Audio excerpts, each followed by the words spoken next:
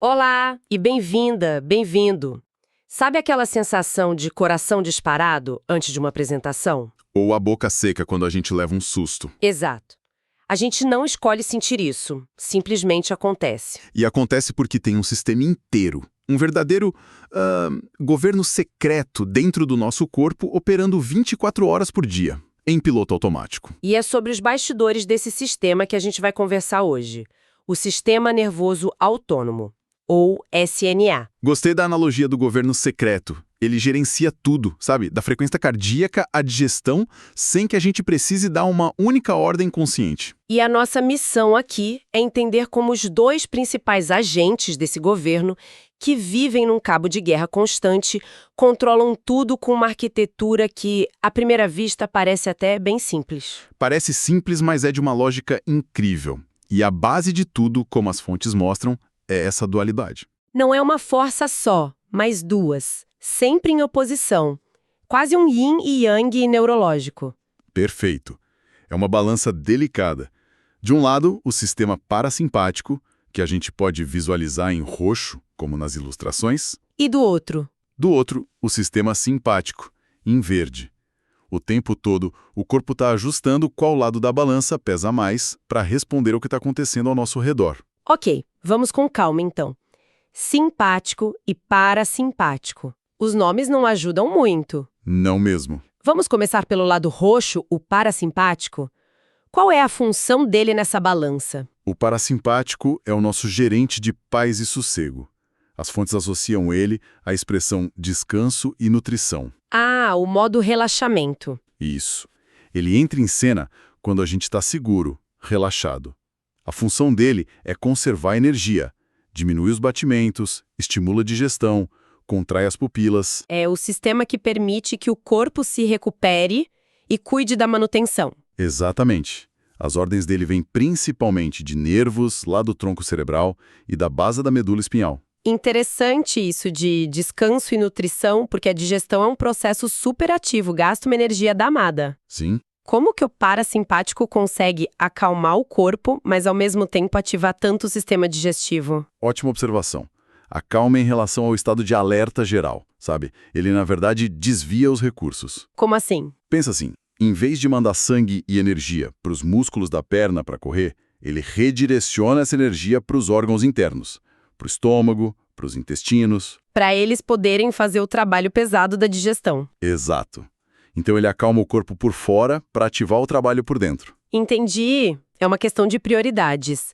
E o outro lado da balança, o sistema simpático, o agente verde. Aí as prioridades são completamente opostas.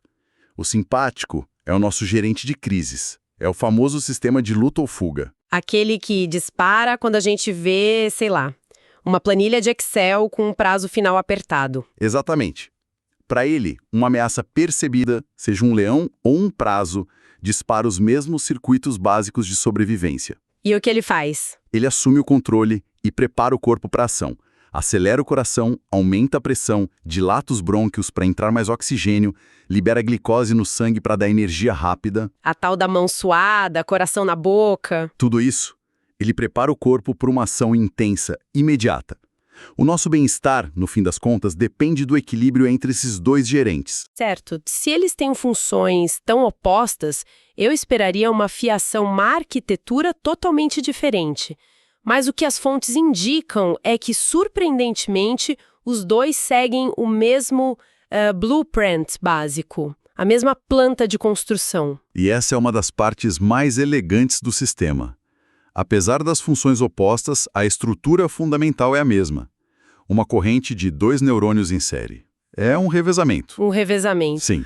O sinal sai do sistema nervoso central e é passado como um bastão de um neurônio para o outro até chegar no destino final. Ok. Vamos detalhar essa corrida de revezamento. Quem é o primeiro corredor? O primeiro é o neurônio pré-ganglionar. Pré porque ele vem antes de uma estrutura-chave chamada gânglio. E onde ele fica? O corpo celular dele fica protegido lá dentro do sistema nervoso central, no tronco cerebral ou na medula. De lá, ele envia a fibra nervosa dele, o axônio, para fora. Mas ele não vai até o fim. Ele para no meio para passar o bastão. Isso.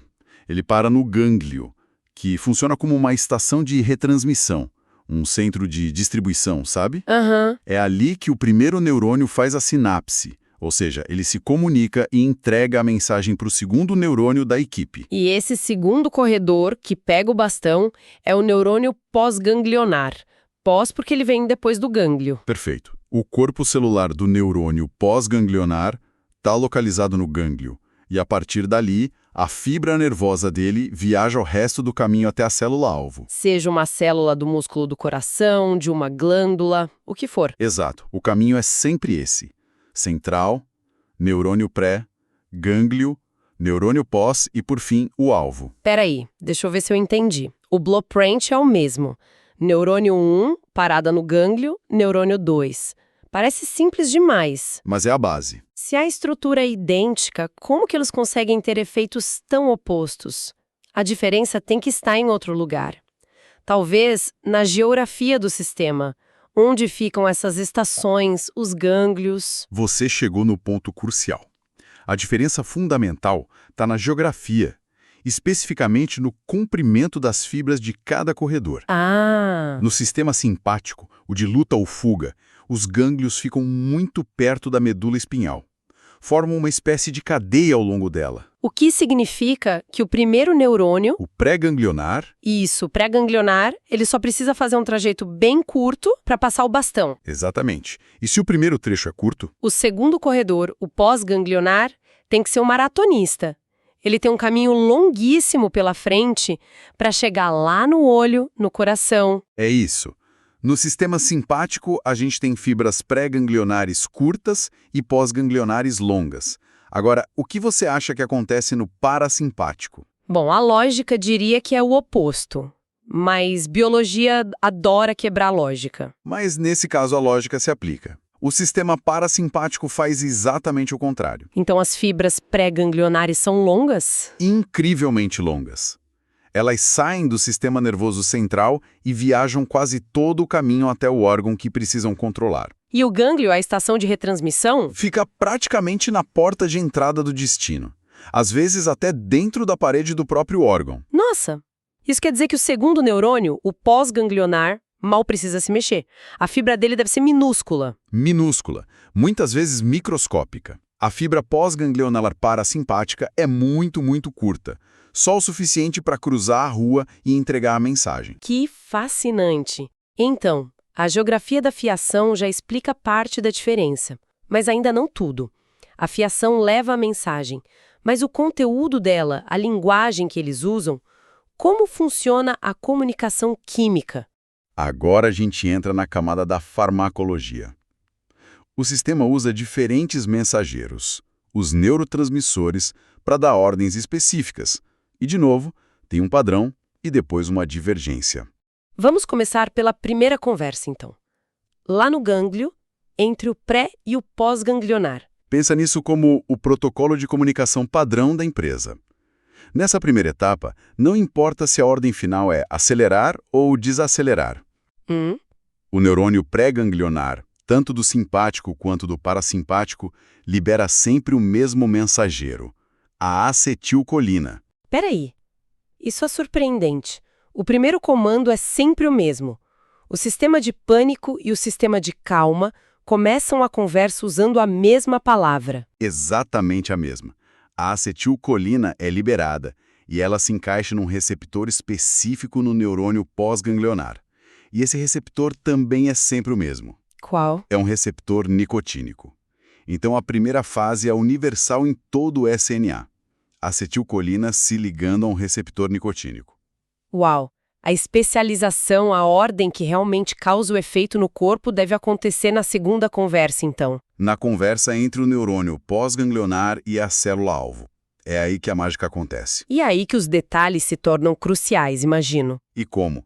A quantidade de informações, os nomes dos neurotransmissores, dos receptores, as exceções, é o tipo de conteúdo que, para um estudante, pode ser um verdadeiro pesadelo na hora da prova. Totalmente. Eu fico imaginando a dificuldade de manter todos esses caminhos e exceções organizados na cabeça. É pura memorização e muita prática para fixar, né? Com certeza. É um desafio de associação de padrões. Falando em prática e em dominar esses detalhes, para quem está nessa jornada de estudos e precisa de uma ferramenta poderosa, a dica é entrar agora em medcob.com.br, baixar o app e aproveitar o maior banco de questões do Brasil. Tem provas anteriores de todas as instituições, questões comentadas, resumos práticos, aulas completas e flashcards prontos para revisar onde quiser. É uma ajuda em tanto para não se perder nesses conceitos. Sem dúvida, uma boa plataforma de estudos faz toda a diferença. E retomando, vamos para essa segunda sinapse, a conversa final na célula-alvo. Vamos começar pelo sistema parasimpático, o do descanso. Certo. O que o segundo neurônio parasimpático diz para o órgão-alvo? Ele usa o mesmo mensageiro de antes. O neurônio pós-ganglionar parasimpático libera acetilcolina de novo. De novo. Mas e o receptor? Aí a fechadura na pofa na célula-alvo é diferente. A célula tem um receptor muscarínico para receber essa acetilcolina. Ok, então o plano parasimpático é acetilcolina no gânglio, com receptor nicotínico, e acetilcolina no alvo, com receptor muscarínico. Consistente. Isso. E no sistema simpático, o de luta ou fuga? Aqui a história muda. No caso principal do sistema simpático, o neurônio pós-ganglionar libera um neurotransmissor totalmente diferente, a norepinefrina. Norepinefrina. E, para receber essa mensagem de alerta, a célula-alvo tem receptores específicos para ela, os receptores adrenérgicos, que podem ser de vários tipos, alfa ou beta. Entendi. Então é assim que o acelerador do corpo funciona na maioria das vezes. Mas eu me lembro de ter lido nas fontes sobre uma exceção bem curiosa a essa regra. Sim. E é uma exceção clássica, daquelas que adoram aparecer em prova. Envolve as glândulas sudoríparas, as responsáveis pelo suor. Certo, o suor é uma resposta simpática, faz sentido. Mãos suadas numa situação de nervosismo é um exemplo perfeito. Exato.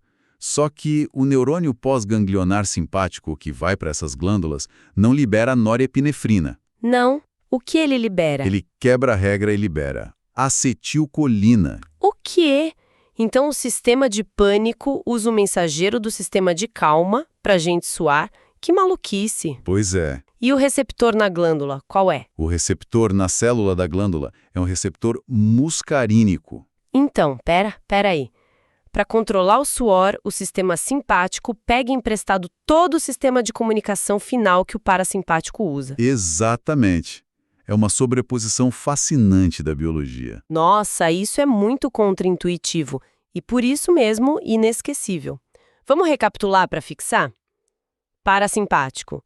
Sempre acetilcolina nas duas etapas. Certo. Simpático. Acetilcolina na primeira, mas geralmente norepinefrina na segunda. A grande exceção, glândulas sudoríparas, onde o simpático também usa acetilcolina na segunda etapa. É um detalhe que muda tudo. Perfeitamente resumido.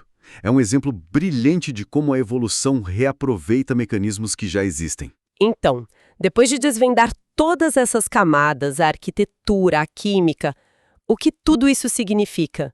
Qual é a grande conclusão que a gente tira dessa análise? Significa que esse sistema que parece um emaranhado caótico de nervos é, na verdade, de uma elegância impressionante, construído sobre um princípio de equilíbrio. É uma dança constante e precisa entre essas duas forças, o simpático e o parasimpático. Exato. E essa dança é regida por regras claras. Um plano de construção simples, de 2 neurônios, com uma geografia inteligente, que é o comprimento das fibras, e a comunicação química no final, que é onde a especificidade acontece. Isso. E entender essa arquitetura e essa química não é só um exercício acadêmico. É a base para entender fenômenos muito concretos do nosso dia a dia. Tipo o estresse crônico. Exatamente. O estresse crônico mantém o sistema simpático em alerta máximo o tempo todo, o que pode levar a problemas cardíacos, digestivos. Ele desequilibra a balança por tempo demais. E pelo outro lado, é por isso que técnicas de relaxamento como meditação ou respiração profunda funcionam. Elas são, na prática, um jeito de ativar conscientemente o nosso sistema parasimpático, o freio do corpo, para restaurar esse equilíbrio. Perfeitamente. E claro, É o fundamento de boa parte da farmacologia. Muitos remédios para pressão alta, asma, problemas digestivos, eles funcionam exatamente assim. Bloqueando ou estimulando seletivamente esses receptores que a gente falou. Os muscarínicos, os adrenérgicos, é uma manipulação precisa dessa comunicação química para ajustar o funcionamento do corpo. Ao final, o que fica é a imagem de um sistema incrivelmente sofisticado, mas com a lógica interna muito clara. Fica aqui uma reflexão final, com base no que a gente discutiu. Manda. Considerando essa dinâmica de acelerador, que é o simpático, e freio, o parasimpático, e sabendo que eles usam mensageiros químicos diferentes no final do percurso, como uma substância que bloqueia apenas os receptores de noripinefrina poderia afetar o equilíbrio geral do corpo? Fica aí para pensar sobre a precisão com que nosso organismo é regulado, né? A delicadeza desse balanço